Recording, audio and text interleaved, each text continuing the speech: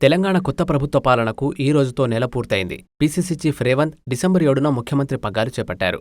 అప్పట్నుంచి క్షణం కూడా తీరిక లేకుండా పనుల్లో మునిగిపోయారు. ఒక పక్క ఢిల్లీ పర్యటనలు, మరోపక్క ప్రభుత్వ విభాగాల సమీక్షలు, అసెంబ్లీ సమావేశాలు, ప్రజావాణి కార్యక్రమాలు, క్రిస్మస్ వేడుకలు వంటి మరెన్నో కార్యక్రమాలతో బిజీగా గడిపారు. స్వల్పంగా అనారోగ్యానికి గురయ్యారు. ఎన్నో ఒత్తిళ్ల మధ్య ముఖ్యమంత్రి పదవి అధిష్ఠించిన రేవంత్కు 5 ఏళ్ల పాలన కత్తిమీద సామే.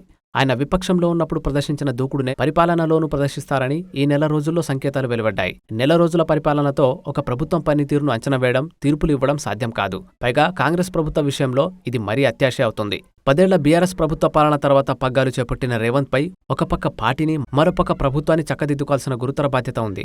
త్వరలో పార్లమెంట్ ఎన్నికలు కూడా ఉండడంతో మరిన్ని పనులు నెత్తిమీద పడ్డాయి. ఇన్ని సవాళ్లను, ఇంత ఒత్తిడిని తట్టుకుంటూనే ఆయన పరిపాలనపై పట్టు సాధించారు.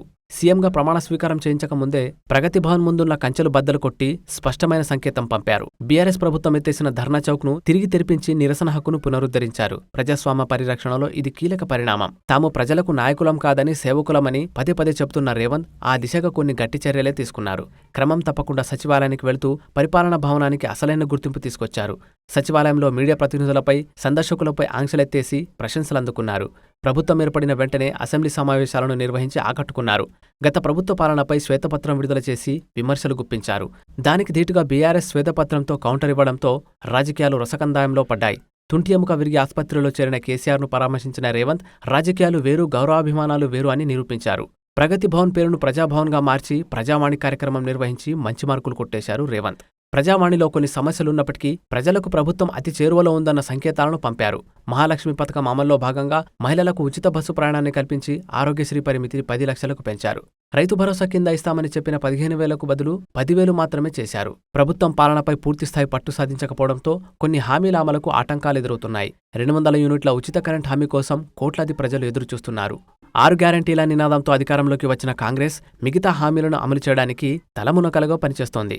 అభయ హస్తం దరఖాస్తులను యుద్ధ ప్రాతిపదికన సేకరించిన ప్రభుత్వం వాటిని తనిఖీ చేసి అసలైన లబ్ధిదారులను గుర్తించాల్సి ఉంది.